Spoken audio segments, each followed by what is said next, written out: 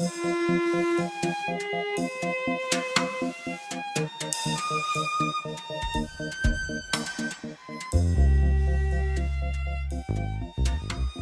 n'y a pas que la Clairette à Die. Depuis 1993, on produit aussi des créments dans la vallée du Rhône.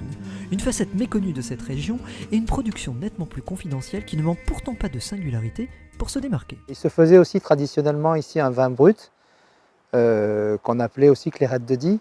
Mais quand on a vu que d'autres régions faisaient du crément, donc avec un cahier des charges un peu plus contraignant pour obtenir une qualité un peu supérieure, on a décidé de les suivre et de faire nous aussi un crément de Die. Depuis 1993, mais l'appellation méthode traditionnelle, la méthode, est utilisée bien avant, depuis plusieurs décennies avant, et elle était auparavant appelée Clairette de Die brute, méthode traditionnelle.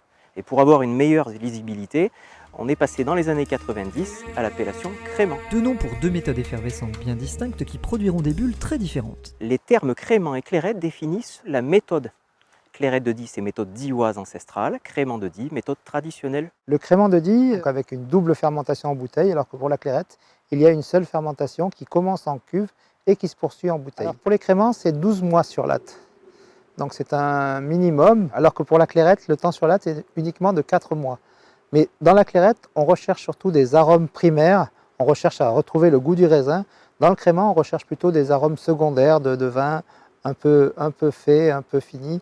Et c'est pour ça qu'il faut un temps sur latte un peu plus important. C'est deux vins totalement différents parce que le crément, il est sec, c'est un vin brut. La clairette de Die, elle va aussi très bien à l'apéritif, mais elle accompagne aussi beaucoup les desserts. Et elle a un taux de sucre résiduel qui est aux alentours des 50 grammes par litre, alors que le crément, il est entre 2 et 10 grammes de sucre. Pour ce qui est des cépages, pas évident de s'y retrouver dans le Diois puisque le nom de celui qui compose majoritairement les créments évoque l'autre bulle de la région. Le crément, on utilise le cépage clairette, l'aligoté et un tout petit peu de muscat, alors que la clairette de Die tradition, c'est 75% de muscat minimum et 25% de clairette au maximum. Le cépage clairette, qui est principalement utilisé dans le crément, apporte des arômes de fleurs, des côtés briochés, des côtés de fruits blancs. Du côté de la gastronomie, les créments de Die offrent des possibilités d'accords que la clairette ne permettrait pas. Un crément de Die, moi je l'aime bien pendant le repas, avec aussi une volaille, avec des truites, parce qu'ici il y a une tradition, la pisciculture